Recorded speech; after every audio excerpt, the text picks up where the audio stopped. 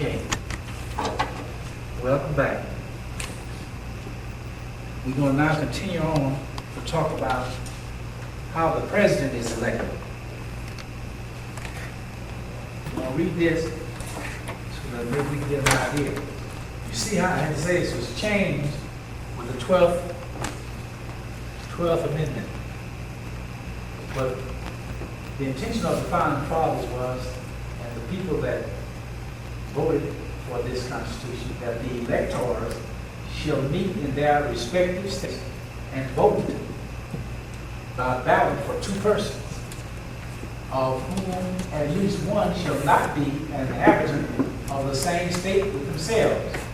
And they shall make a list of all persons voted for, and of the number of votes for each, which list they shall sign and certify, and transmit sealed to the seat of the government of the United States, directed to the President of the Senate, and that is the Vice President. Right.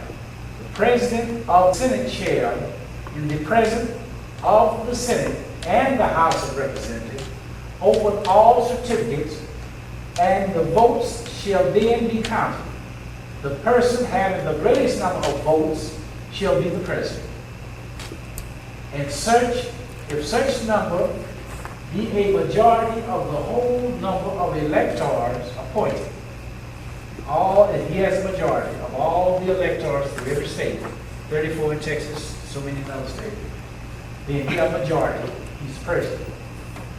And if there be more than one who have such a majority and have an equal number of electors appointed, and if there be more than one who have such a majority and have an equal number of votes, then the House of Representatives shall immediately choose by ballot, choose one of them for president. And if no person shall have a majority, then from the 5 highest on the list, the said House shall in like manner choose the president. But in choosing the president, the votes shall be taken by states, the representation from each state having one vote.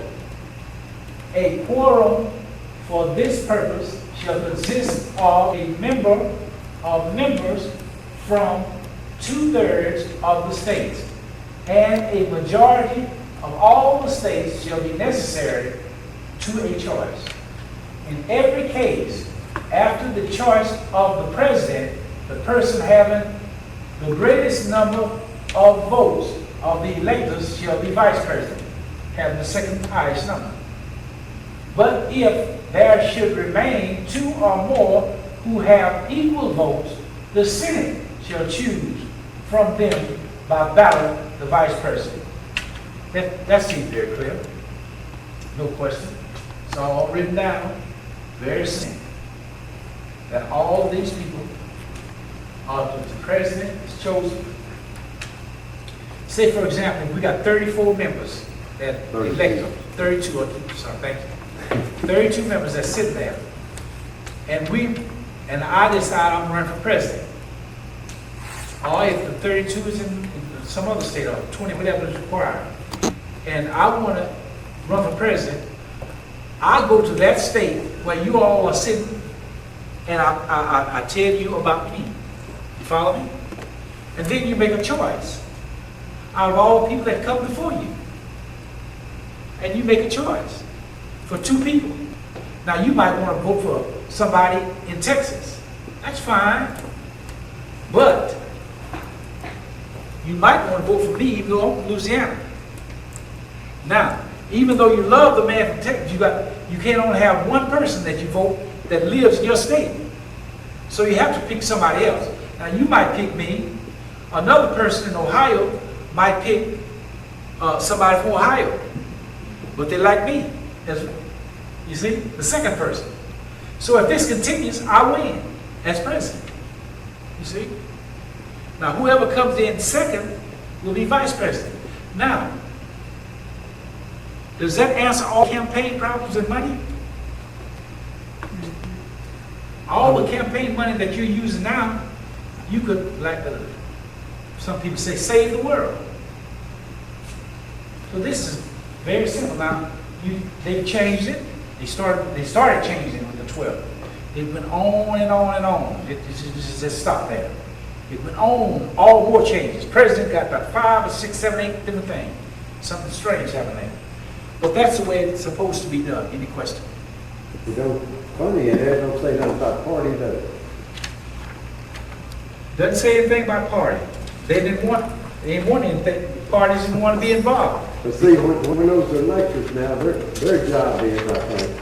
Huh? I think the electors' job, when they're choosing the president, they should, I mean, they don't say that in there, but I would think that they should choose whoever would represent this Constitution the best. Who would ever be the best president by the laws of this Constitution. Well, when I come before you, you're going to ask me, and you know, those questions you're going to ask me. And I bet you one thing, everybody who's chosen as a candidate will know the Constitution. I bet you that, because that's a requirement. Yeah. And now they don't. But that's a good point. Yeah. But you should, they would know the Constitution. That's what it was written for. It was written for them. Huh? They take an oath. They're supposed to know it. Yeah. And when you take oath and you break it, you charge with perjury. Why? If somebody breaks it, why aren't you pressing charges on them in the state? We just said that you could. Yeah. All right. Let's see what else it says in article by the president. The Congress may determine the time of the choosing of the electors and the day on which they shall give their votes. Electors give their votes. So once we got them organized, that's just my opinion, got them organized, then you can vote. Which they shall be the same throughout the United States. Now remember that vote I was telling you about? Keeps coming into me. I read somewhere that when you vote for somebody, you become their constituent and you give them the power of attorney. I read that somewhere. Well, I think that's the reason that they done away with those electors and had us to vote for them. And then whoever wins, say like whoever wins the election, we giving them power of attorney over us. That's right. That's why he won 51%. That's why he says all the people who voted, if I can get 51%, it's a mandate. I am the one. I represent the people.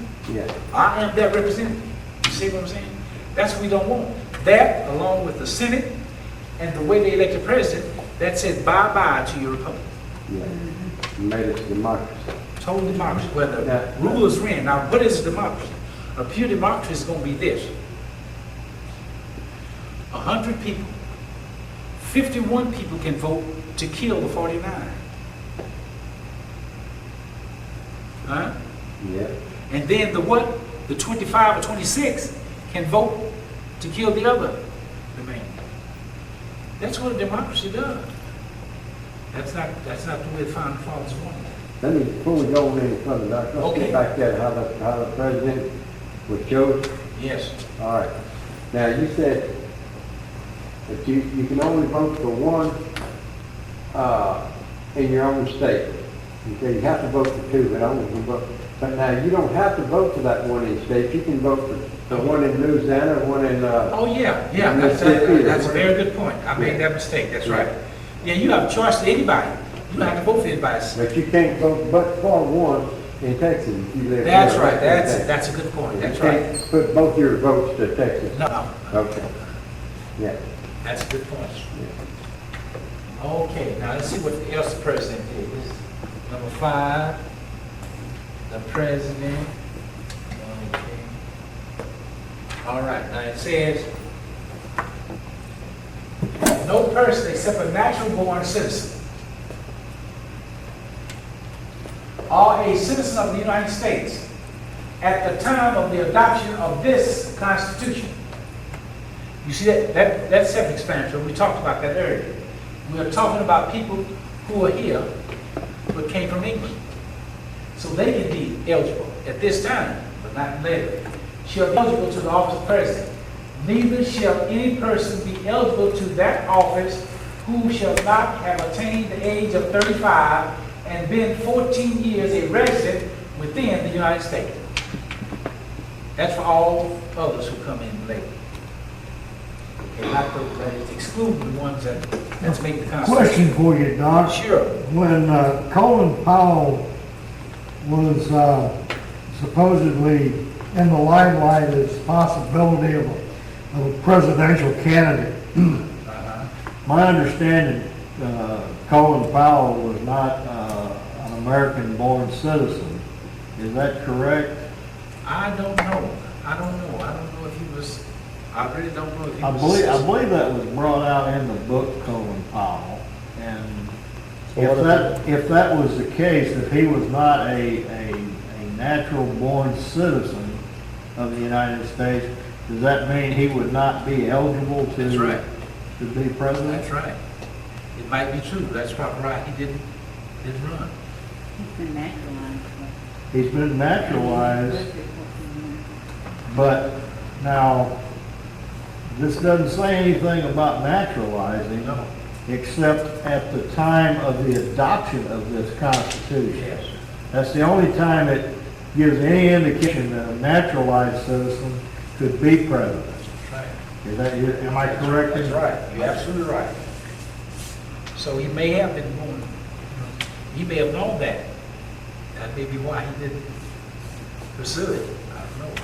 I think that was brought out in the book called Colin Powell, and I don't have the book with me, so I can't tell you what page it's on. That might be true. Okay. Now let's see. What do we have?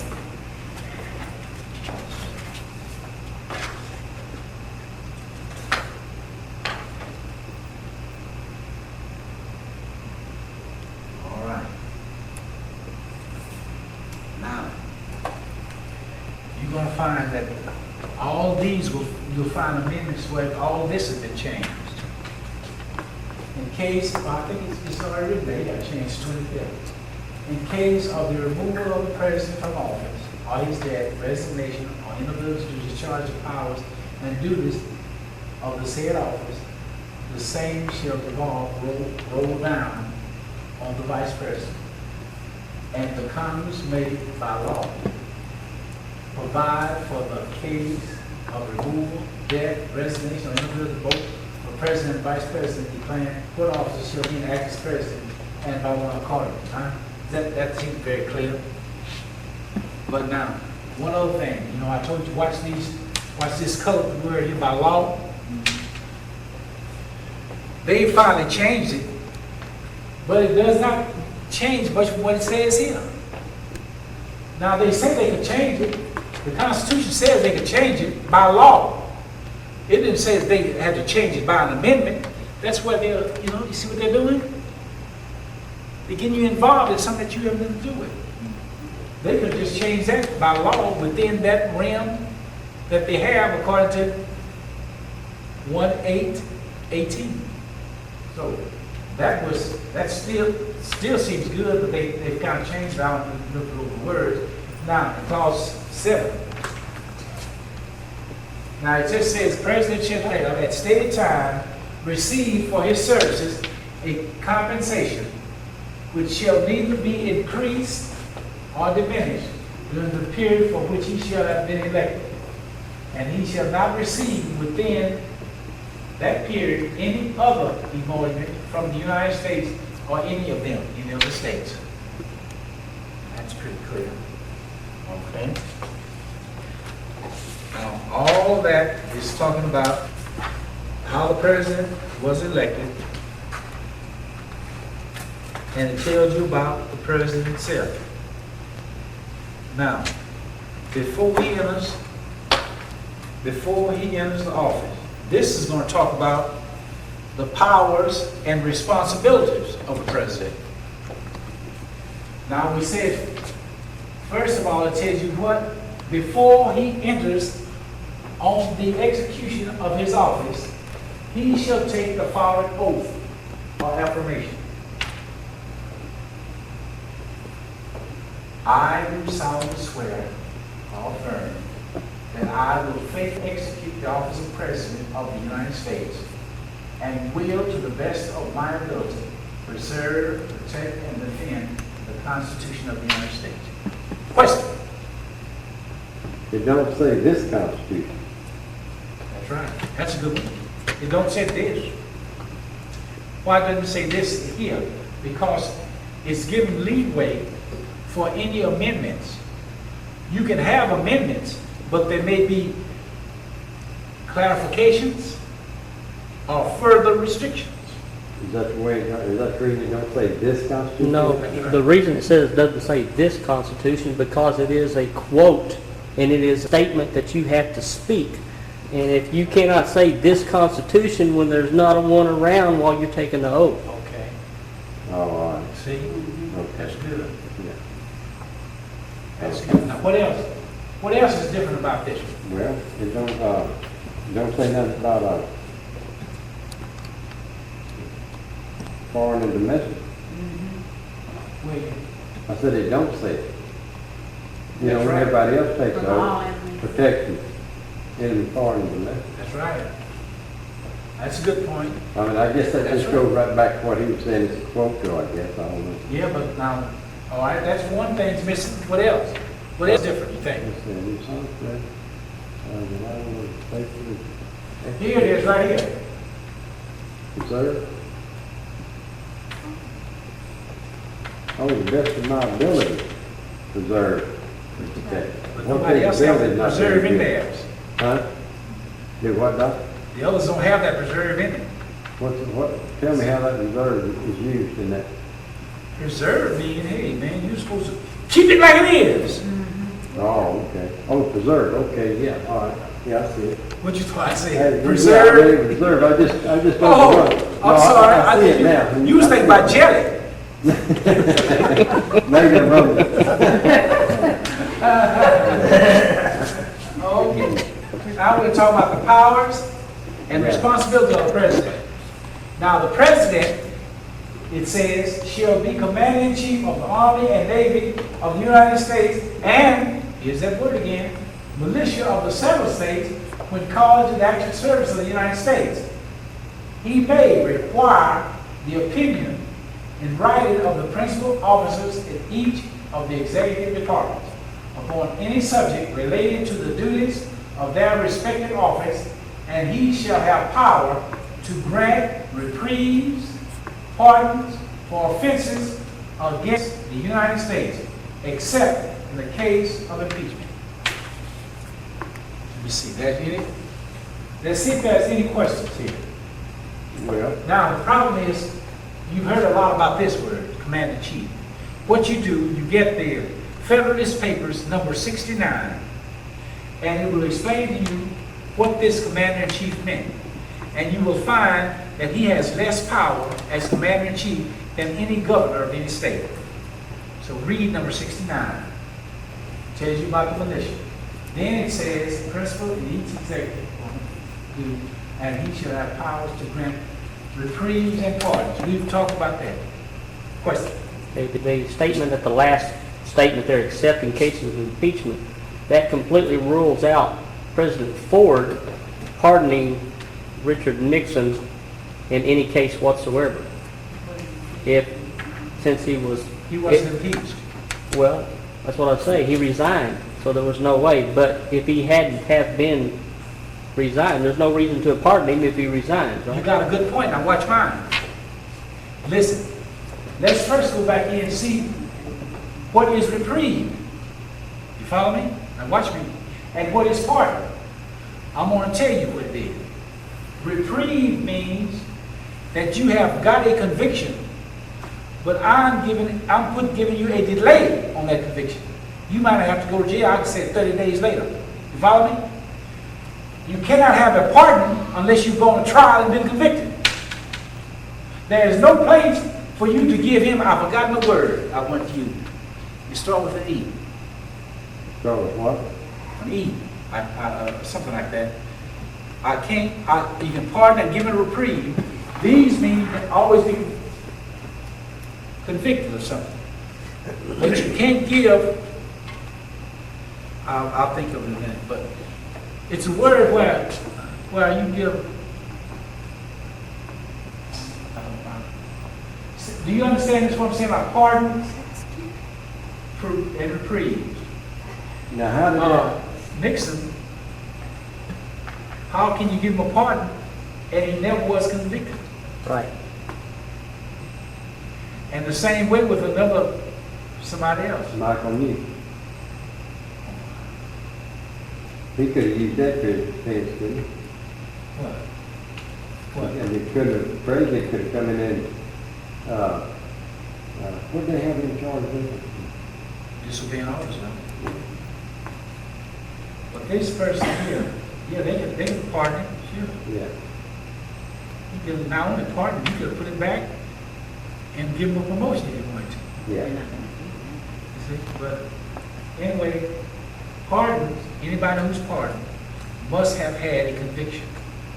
Same way reprieve, you will have a conviction, but you can postpone the time before you go and start serving. Now, there's nothing else a person can do. I mean, if you can show me out there, you had this guy that before he could go to trial, they had this, I forgot his name, they said they pardoned him. That's not what pardon means. Look it up in your law dictionary. And impeachment, I think we said this, didn't we, about impeachment? Yeah, that's the word. Impeachment. Impeachment didn't mean then what it means now. I think I maybe said this one. Impeachment meant ill behavior in those days. Now it's become a statutory offense and they make it criminal. So now they're making you believe that everybody who does something in office, they must be criminalized. And this word meant, according to the historians and the judges, some of the great justices, have said this is the same thing as bad behavior. That's why when you get to the judge, you'll see that they can be removed for, they keep their job on good behavior, not life, on good behavior. And they can be impeached, and there were several of them that were impeached. A lot more than you. Huh? And a lot more than you.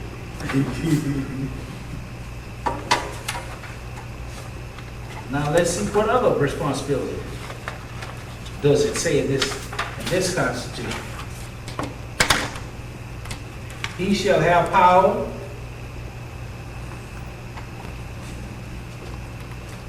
powers that he is. The president shall have power to advise and consider the Senate. This is a hard one. To make treaties, provided 2/3 of the Senate. This is a dangerous one. I haven't gotten a secret to this one yet. 2/3 of the senators present concur. But I've read in the Federalist Papers, I think, and they go along with this 2/3 here. But most people argue if 3 senators are in the room, 2 of them can concur, and they're the ones present. I haven't got it clear in my mind. Well, is that what you were talking about earlier? That's what I was talking about earlier. About the quorum? That's right. This is what they're saying. 2/3 of the senators present shall nominate and by consent of the Senate. Let me see. 2/3 of the Senate. Provided 2/3 of the senators present, see, concur. 2/3 of the senators present could be 2 of 3. So that is something where I have to do a lot more study. I'm trying to get it clear in my own mind, but somebody has argued at this point that 2 senators could do any number of things. But it doesn't bother me too much when we learn what treaty is. It's not. Well, can I say something? Sure. It's, my understanding now that they had on this NAFTA and GATT, or NAFTA anyway. World Trade Organization. All right. They had a quorum, but they stayed over about, it was Doe, Gore, Brighton, and Mitchell. Right. Supposedly stayed over after everybody went home. They might have stayed out lasted them, you know. But it don't say the quorum has to be there. It just says you have to have a quorum. Now, if everybody goes home but 3 or 4 or 5 people, then those who is left there That's right. can vote on this thing. Well, that's what I'm saying. Yeah. That's why I agree with you. Yeah. But I don't want to. You see, that's all I'm saying. I agree with what you're saying, what it says here. And I think that's the same thing he did when he got that federal zoning board coming in. Could be. I wouldn't doubt it. Yeah. I wouldn't doubt it. I believe you're right. So, the Senate is president, and he shall nominate his president, and with the advice and consent of the Senate, he shall appoint ambassadors, ministers, consuls, judges of the Supreme Court, all other officers of the United States whose appointments are not herein otherwise provided for and which shall be established by law. But the Congress may, by law, vest the appointment of such inferior officers as they think proper. Oh, now ain't that anything? That sure is. Yeah. I believe reading this out loud really brings things to your mind, doesn't it? Yeah. In the president alone. In the courts of law are the heads of the department. So then all these people we're talking about, Congress can cut them in the morning. That's right. Now, see, what we've done right now, the first time it's ever been, I guess, in this country, we've got the majority of the judges on the Supreme Court not even Christians. Huh? You understand? I've heard that. Yeah. So I didn't know. I've missed this so right then. Congress can come in now and wipe them out. That's right. You know, I've missed that. I've never. Okay, let's see what else power. The president shall have power to fill up all vacancies that may happen during the recess of the Senate by granting commissions which shall expire at the end of their session. That's self-explanatory, I believe. You want to be careful to look up those up above what I mentioned, the ambassadors. You want to look these things up and find out just what these people are. Ambassadors, ministers, councils, all these here. Find out where they are. What these ambassadors are supposed to do. I think they're supposed to go to other countries and represent the United States, or when we travel abroad, then we go to our ambassador for advice, whatever. I would think that's part of that job, huh? But an ambassador has to go and is normally living abroad. Follow? That's what he's for. To be our negotiator or our ear to what's happening in foreign countries. All right? Why are you paying Mr. Richards to be an ambassador in New York?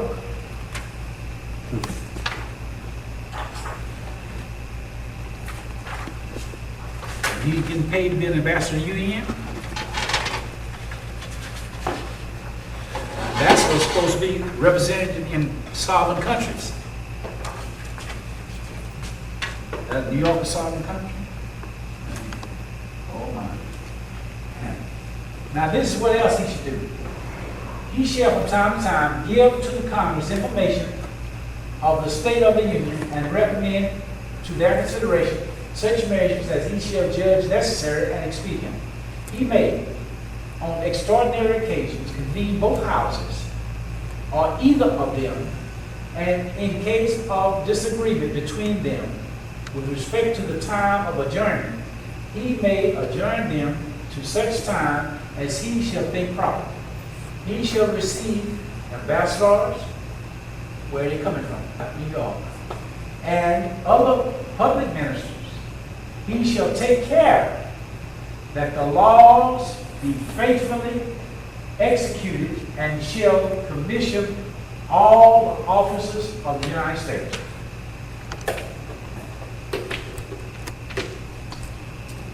All the laws be faithfully executed. In which laws? The laws of the United States. He's supposed to execute those laws because he is the president of the United States, not the president of the union, of the government. You created a government for him to sit there for. You know? So you got up there and they're talking about, oh, he's got people living in the White House, you know. Well, the White House, listen. The White House is like a HUD project. It's public housing. It would have been a downgrade for Ms. Perot. So you see,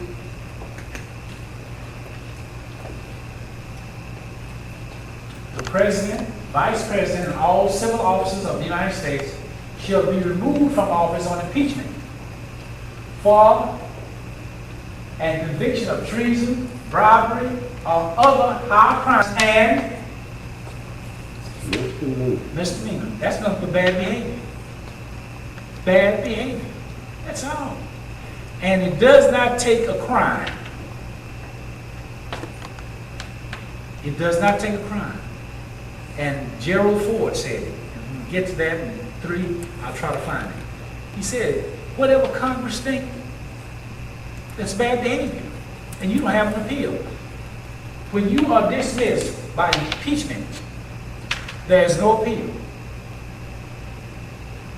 You aren't like us.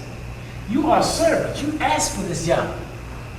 See, the Constitution, to us, the Constitution is dead. It only comes alive to the servant when they take the oath to it. It comes alive. For them, not for you. That's saying it can be attractive to you. Huh? That's saying it can even be attractive to you. Well, whatever they decide. Whatever they decide. You know? I wonder if, That's why I don't drive. Now we're going. Now that was the end of the presidency. That's all he has to do. Now you don't see anything about budget and him making laws. The thing that bothers me more than anything about the president is that they have something that makes him, and you might know better than I do, wrong, that makes him head of the party. If you got a house that's one party and the Senate of one party, whatever you say goes. Now, is that the type of country that you want? Whatever that one guy said goes. He's the leader of your party. No matter what he does or she does, this group over here will never vote to impeach him. Is that the type of country that we're meant to be? I just can't think so. So that's what you have when you have these parties. Well, I think so that's just something to think about. Now we're going to go into Article number 3, the judicial powers. Now this one is not going to be very, very hard. This one is going to be very simple. When you read your Federalist Papers, you will find that at no time were these people afraid of the judiciary power because that was the weakest branch of government. They were more afraid of the state taking over, and they would be rolled over in their grave if they would ever suspect what the judiciary is doing to this country now. now it's the strongest for me. Huh? Now it's the strongest for me. Yeah, you're right. Now we're going to go and see what they said about this. I'm trying to briefly go and see if I got anything about what I was mentioning to you. I had a lot of notes because we're going to run into this. Yeah, there's one of them right there. Now, the judiciary power of the United States shall be vested in one. We saw that someplace else where it said and. Remember? One Supreme Court. And in such inferior courts as the Congress may from time to time ordain and establish. The judges, both of the Supreme and inferior courts, shall hold their office during good behavior. and shall at stated times receive compensation for their services, which shall not be diminished in the continuation of office. It doesn't say anything about lifetime, does it? What were you going to say? Well, it says in there for good behavior, and you know, they take the oath to uphold that Constitution and they don't do it, that ought to be, it should come under bad behavior, shouldn't it? That's right. So it should be able to, I think you're right. You're absolutely, there's no question about it. History has shown that you're right. yeah. I'm going to tell you something that was Justice Wilson and Justice Joseph's story. This is what they said out of the Jefferson Memoirs. On every question of construction, carry ourselves back to the time when the Constitution was adopted. Recollect the spirit manifested in the debates, and instead of trying what meaning may be squeezed out the text or invented against it, conform to the probable one in which it was passed.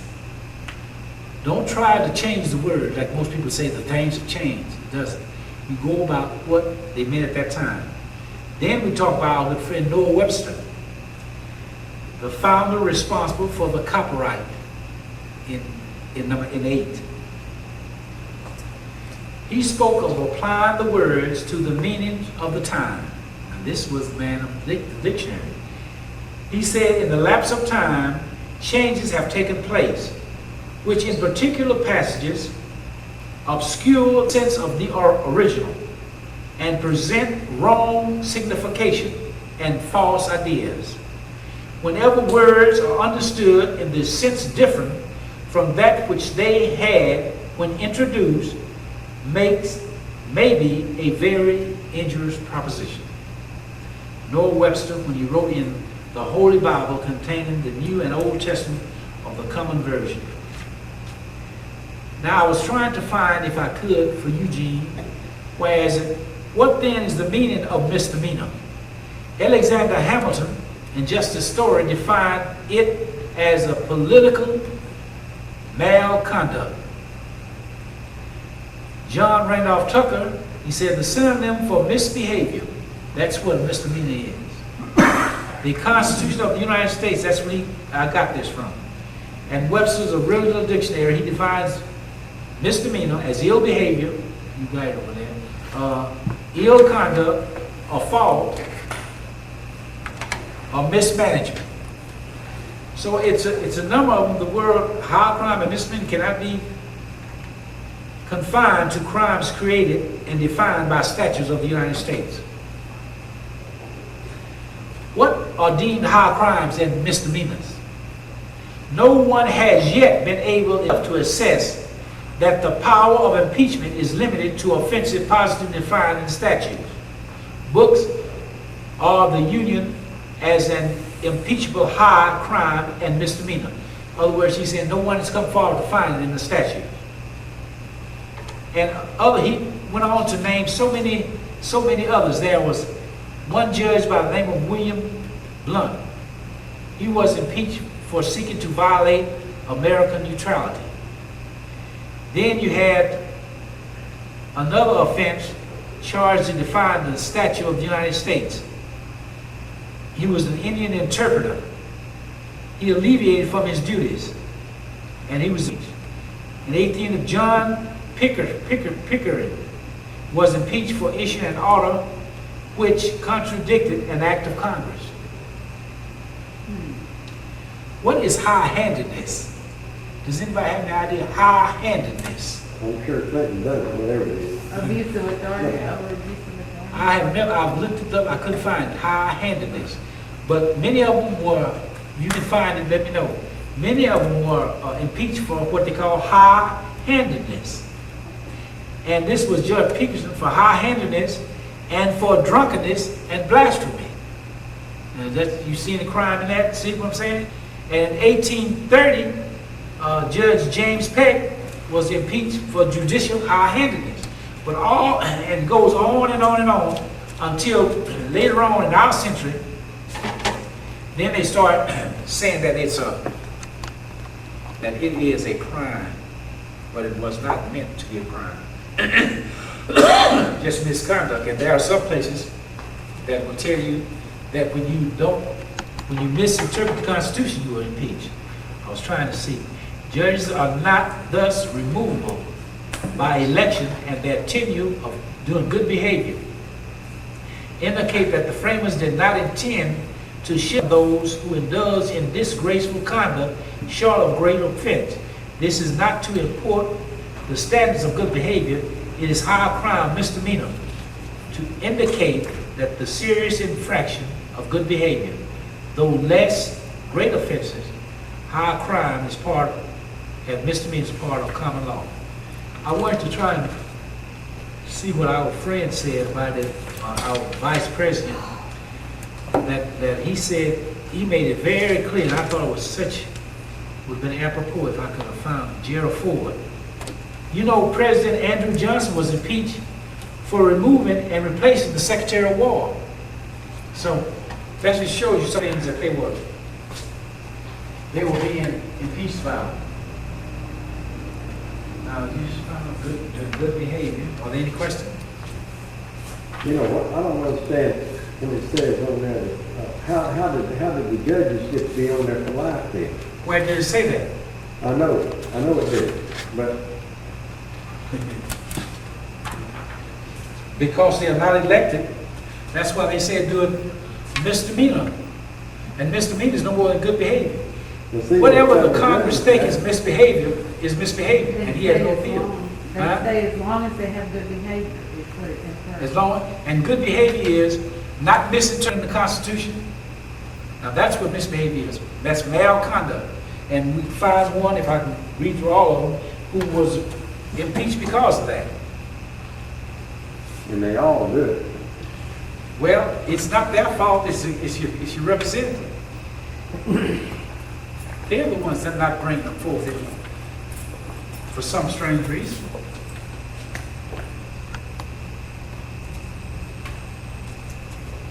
I think in most cases. Huh? I think in most cases it's people in glass houses don't throw stones. Because That's most of right. them are, Now, when you bought and paid for it, and you're all in the same bar, you know what you, if one of them sink, they all sink, you know. I won't tell on you if you don't tell on me.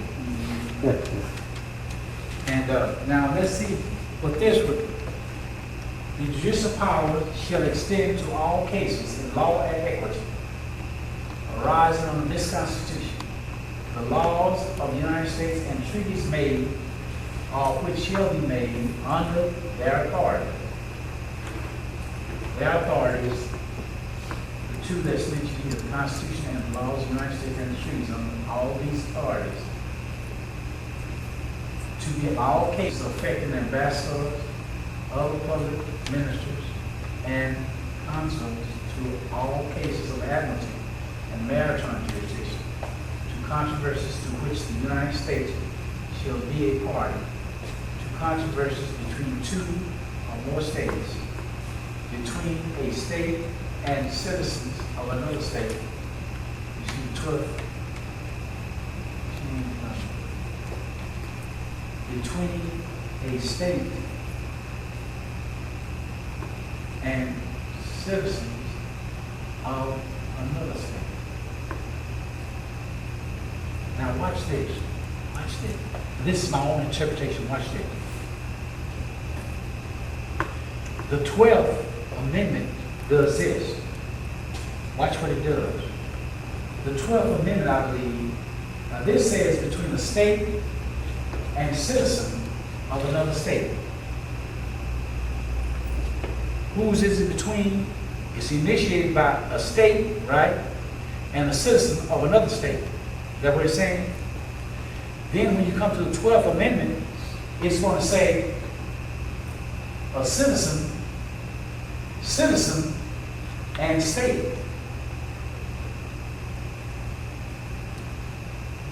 I might be wrong. You see what I'm saying? That it's very tricky. I believe that's the 11th Amendment that's talking about it, right? See the 12th? Yeah, you're right. Yeah, this is 11th Amendment. You're right. Yeah, well, there it is. I can't read. Yeah. But it said between a state and citizens of another state. In other words, the state can't have supposedly against another state. This wasn't the case here. This was a citizen of one state suing another state. We talked about that, Chisholm versus somebody. Well, you go to the 12th Amendment and see. But I think he's going to say citizens of another state can't sue the state. That's what they were trying to do, sue the state. And they never did say that. They never did say they could do that. They said the state could sue a citizen of different states. Maybe this is what they meant, but I just didn't interpret that way. Could be wrong, but look up 12. That's really reading into it, isn't it? Yeah. But that's saying between a state and citizens of another state. Between the state. Now it could be implied, I guess. But I'm saying this, that it says the 12th that the citizen and state. I don't know. It may be the same, maybe that's their intention. But these are the things that these people, the judiciary, can do. This is what they can do. Treat authority to all cases of jurisdiction. This is what they have original jurisdiction.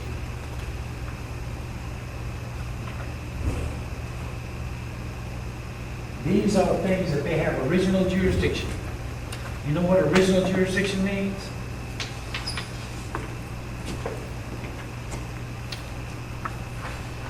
You know, before they have jurisdiction, they must have the power to go forth. And any of those offenses that's mentioned up there can be taken without an appeal. Now, let's see. In all cases of affecting ambassadors, other public ministers, consuls, and those in which a state shall be a party, state now, the Supreme Court shall have original jurisdiction. In all the other cases before mentioned, the Supreme Court shall have appellate jurisdiction, both as to law and fact, with such exceptions and under such regulation as Congress shall make. What in the world? This is what they're saying. We've talked about the original jurisdiction here. You go directly to the Supreme Court with those persons. And all other cases, you can appeal. But if Congress say you can't take that case, then you can't. Then why are we right here talking about abortion and all these things, and all we have to do is make our Congress make an exception and take it out of their hands? Or any case that goes up there. If it's not one of these. Congress can't interfere with these. Huh? But any of the other cases, Congress can what? Make exceptions. In other words, take it out of their hand. They did in the Civil War. Because they wanted to write these Reconstruction Acts for the South. The Supreme Court was about to rule against that as unconstitutional. Congress, the Northern Congress, made an exception. They couldn't even hear the case. Okay? Questions on that? The trial of all crimes, except in cases of impeachment, shall be by jury. What does that mean? Hard to say it. This, whenever you see this denotes how it's to be done by a particular agent, by. Nobody seems to have any problem with when you go to court and they say you got to have a trial by judge. They seem to understand that pretty good. But when it comes by jury, they want to say the jury can't hear this, the jury can't hear that. then it's not by jury. Because this by denotes the agent which a performance is to be done. And such trial shall be held in the state where the said crime shall have been committed. But, here we go, when not committed within any state, the trial shall be at such place or places as the Congress may by law direct. As that by law.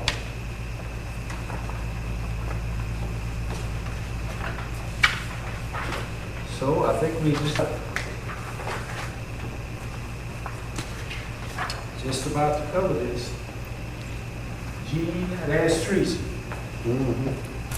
Treason against the United States shall consist of only in one element, leveling a war against them, or in adhering to their enemies, giving aid and comfort.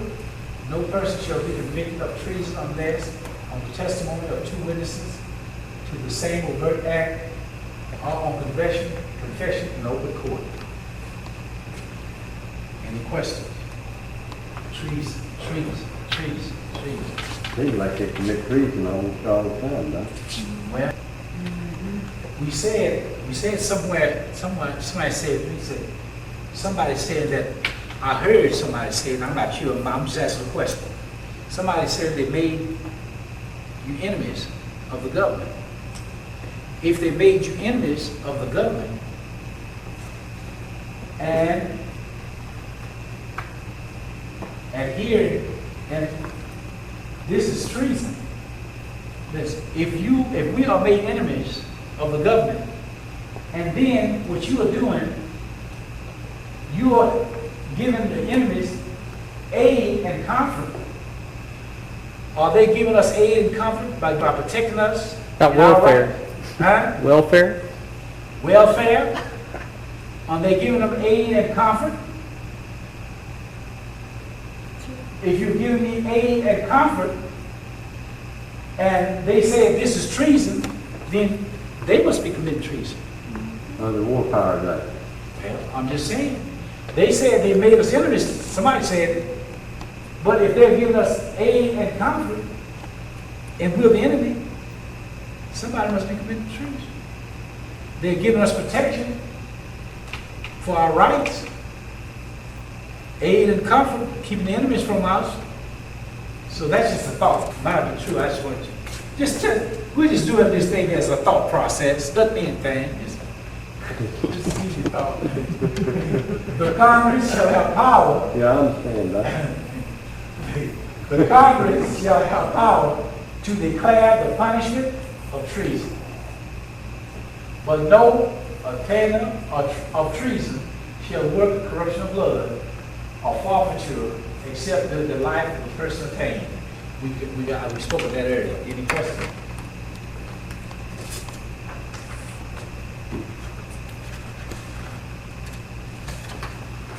All right, now.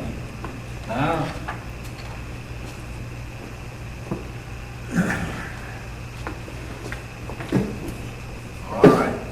I think this is a good time to stop, and we'll take a break and come back and start on Article 4.